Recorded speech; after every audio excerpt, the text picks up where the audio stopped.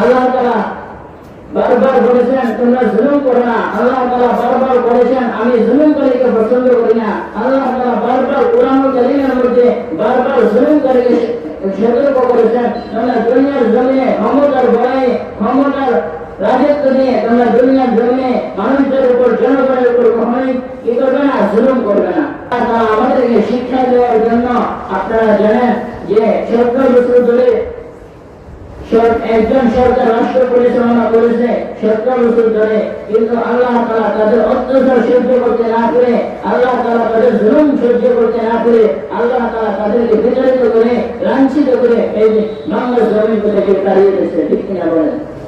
এই কথাগুলো বলতে হবে। এগুলো কোরআন হাদিসের কথা, এগুলো কারো শরীরে আঘাত করার জন্য বলতেছি না, এগুলো একমাত্র কোরআন হাদিসের কথা বিদায় আমি আপনাদের সামনে বলতেছি।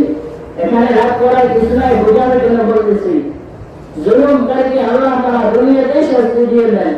অনেক সময় আল্লাহ তাআলা মানুষদেরকে বোঝানোর জন্য জুলুমকারীকে বাংলার জমিনে শাস্তি দিয়ে দেন। ঠিক কিনা বলেন?